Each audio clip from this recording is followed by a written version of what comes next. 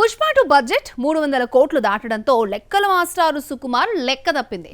200 కోట్లతో తీద్దాము అనుకుంటే 300 కోట్లయింది. అయితే సినిమా షూటింగ్ చివరికి వచ్చేసరికి 5 కోట్లు ఆదా చేశాడు దర్శకుడు.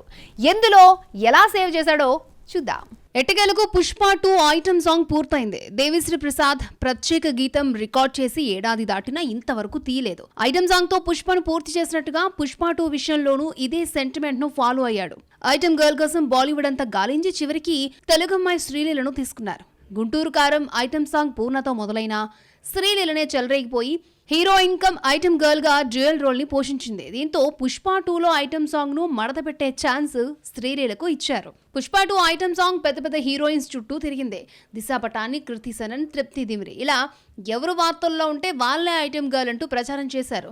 చివరికి స్త్రీ 2 రికార్డులు తిరగరాసిన శ్రద్ధా కపూర్ అయితే బాలీవుడ్ బిజినెస్ కు కలిసి వస్తుందని ఆమెను సంప్రదిస్తే 6 కోట్ల దాకా డిమాండ్ చేసిందట. పుష్ప 2లో ఐటమ్ సాంగ్ కోసం శ్రద్ధా కపూర్ 6 కోట్లు డిమాండ్ చేస్తే శ్రీలీల ఎంత తీసుకుందో అంటూ నెటిజన్లు లెక్కలు వేశారు.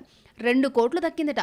శ్రద్ధా కపూర్ ని వద్దనుకుని శ్రీలీలతో ఆడిస్తే 4 కోట్లు మిగిలింది. పుష్పలో ఐటమ్ గర్ల్ సమంతతో పోల్చుకుంటే శ్రీలీలకు ఎక్కువ పారితోషికమే పుట్టింది.